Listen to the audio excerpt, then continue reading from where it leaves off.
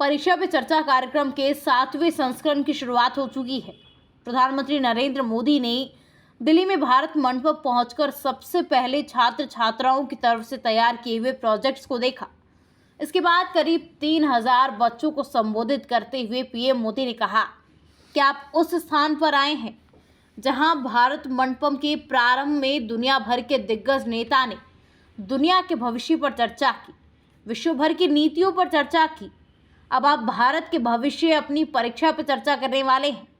इसके बाद बच्चों, अभिभावक और शिक्षकों से ऑनलाइन सवाल लिए गए।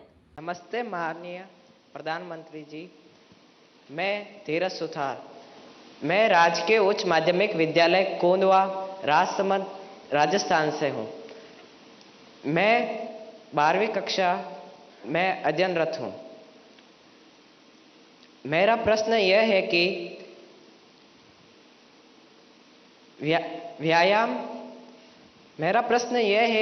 व्यायाम के साथ साथ पढ़ाई को कैसे मैनेज करें, क्योंकि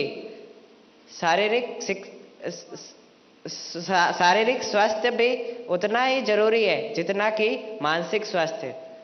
कृपया मार्गदर्शन करें। धन्यवाद सर। आपका शरीर देख करके लगता है मुझे आपने सही सवाल पूछा है।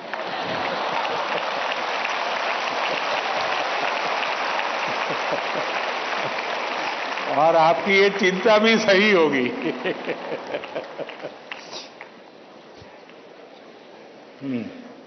धन्यवाद धीरज।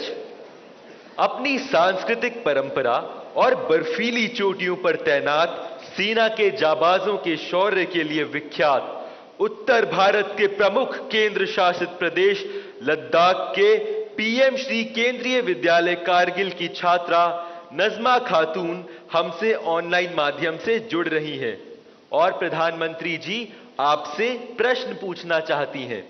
नज़मा, कृपया अपना प्रश्न पूछिए। माननीय प्रधानमंत्री जी नमस्कार, मेरा नाम नज़मा खातून है। मैं पीएम श्री केंद्रीय विद्यालय कारगिल लद्दाख में पढ़ती हूँ। मैं कक्षा 10वीं की छात्र हूँ। मेरा आपसे प्रश्न यह है कि परीक्षा की तैयारी और स्वस्थ जीवन शैली बनाए रखने के बीच संतुलन कैसे बना सकते हैं? धन्यवाद। शुक्रिया नज़मा। पूर्वोत्तर भारत के रत्न जनजातीय बहुल राज्य अरुणाचल प्रदेश के Naharlagun government higher secondary school से एक शिक्षिका टोबी लामी जी इस सभागार में उपस्थित हैं और प्रधानमंत्री जी से प्रश्न पूछना चाहती हैं। नमस्कार माननीय प्रधानमंत्री जी, मेरा नाम तोबी लोमी है। मैं एक शिक्षिका हूँ। मैं government higher secondary school Naharlagun Arunachal Pradesh से आई हूँ। मेरा प्रश्न है, विद्यार्थी खेल कूद नहीं बल्कि पढ़ाई में मुख्य रूप से क्या और कैसे ध्यान केंद्रित कर सकते हैं? कृपया मार्गदर्शन करें। धन्यवाद सर। धन्यवाद मैम।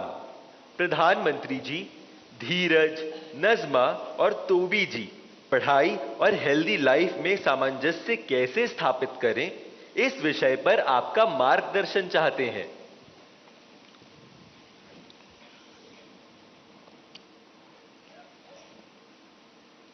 आप में से बहुत सारे स्टूडेंट्स मोबाइल फोन का उपयोग करते होंगे और कुछ लोग होंगे शायद उनको घंटों तक मोबाइल फोन की आदत हो गई होगी। लेकिन क्या कभी ऐसा विचार आया मन में कि नहीं मैं रिचार्जिंग में फोन रखूंगा तो मेरा मोबाइल का उपयोग कम हो जाएगा, इसलिए रिचार्जिंग नहीं करूंगा। अगर रिचार्जिंग नहीं करूंगा तो मोबाइल काम करेगा क्या? करेगा क्या? तो मोबाइल जैसी चीज जो रोजमर्रा देखते हैं उसको भी चार्जिंग करना पड़ता है, नहीं करना पड़ता है? अरे जवाब तो दीजिए। रिचार्ज करना पड़ता है, नहीं करना पड़ता है? अगर मोबाइल को करना पड़ता है तो ये बॉडी को करना चाहिए कि नहीं करना चाहिए?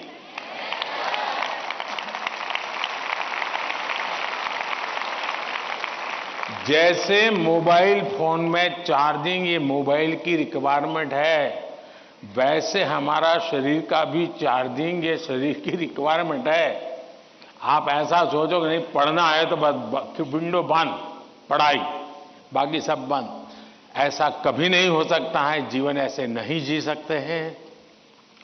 और इसलिए जीवन को थोड़ा संतुलित बनाना पड़ता है।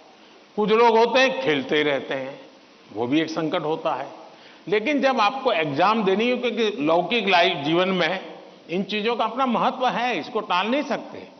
लेकिन अगर हम स्वस्थ ही नहीं रहेंगे, अगर हम अपने शरीर में वो सामर्थ्य ही नहीं होगा, तो हो सकता है कि 3 घंटे एग्जाम में ही बैठने का सामर्थ्य खो देंगे, फिर 5 मिनट ऐसे ही करके बैठा रहना पड़ेगा। और इसलिए स्वस्थ शरीर स्वस्थ मन के लिए भी बहुत जरूरी है। अब स्वस्थ शरीर का मतलब ये तो नहीं है कि आपको पहलवानी करनी है, ये आवश्यक नहीं है, लेकिन जीवन में कुछ नियमितताएं होती हैं। अब आप कभी सोचिए, कितना समय है जिसमें आप खुले आसमान के नीचे सनलाइट में बिताए हो। अगर आप चलो पढ़ना भी है तो किताब लेकर के सनलाइट में बैठो ना भाई थोड़ी देर। कभी कभी बॉडी को रिचार्ज करने में सनलाइट भी बहुत जरूरी होता है। क्या कभी कोशिश की नियम से कि भाई मैं दिन में कैसे भी करके इतना तो मौका निकाल दूं ताकि मुझे सनलाइट के साथ नाता रहे। उसी प्रकार से कितना ही पढ़ना क्यों ना हो, लेकिन नींद को कभी भी कम मत आंकिए।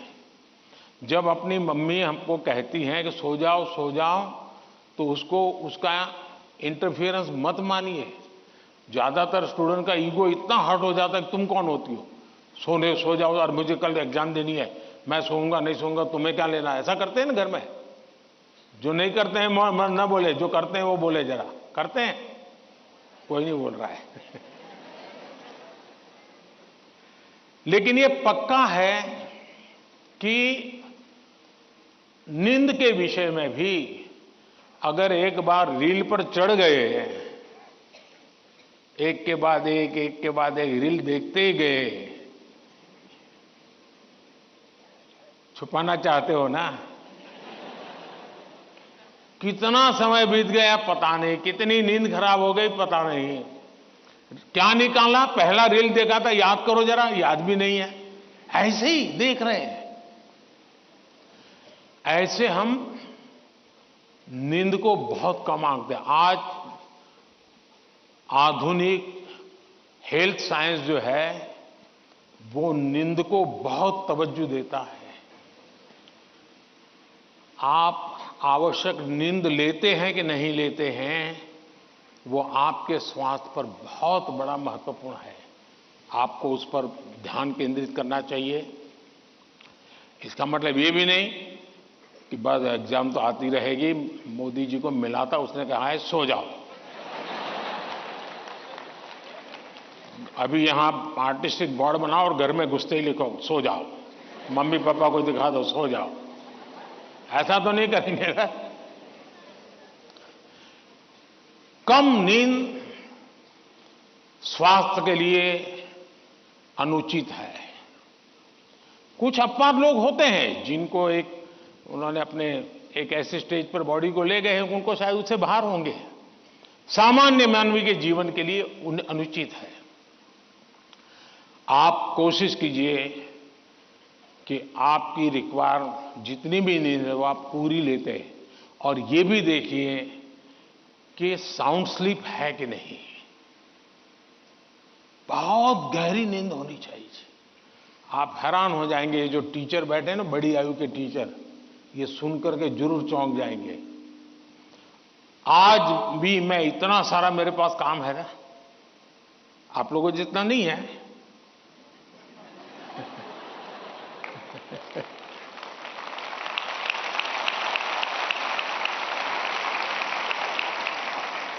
लेकिन 365 दिन कोई अपवाद नहीं।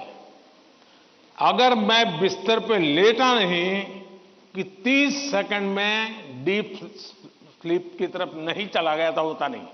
30 सेकंड लगता है मुझे।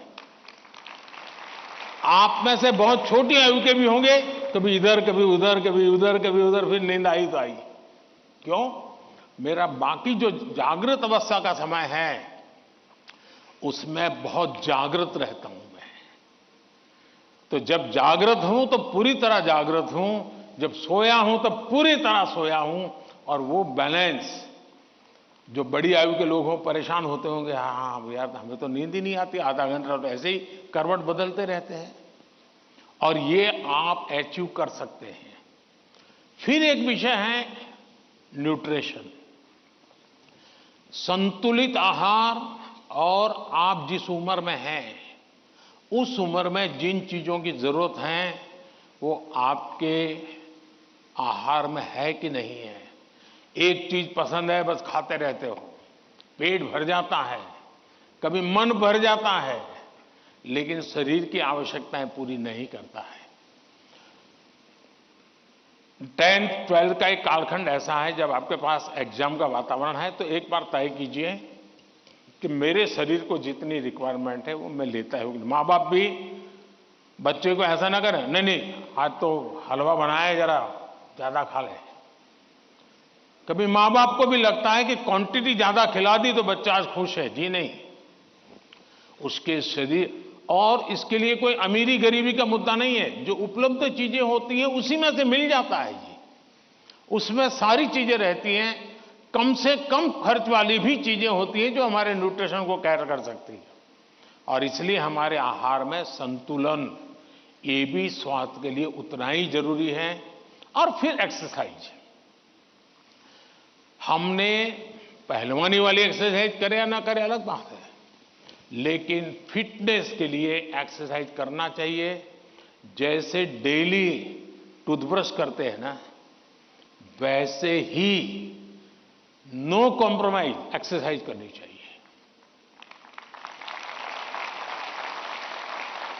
मैंने कुछ बच्चे ऐसे देखे हैं, वो छत पे चले जाते हैं, किताब लेके चलते हैं और पढ़ते रहते हैं, दोनों काम कर लेते हैं। कुछ गलत नहीं है, वो पढ़ता भी है और अपना धूप के अंदर चल भी लेता है, एक्सरसाइज भी हो जाती है।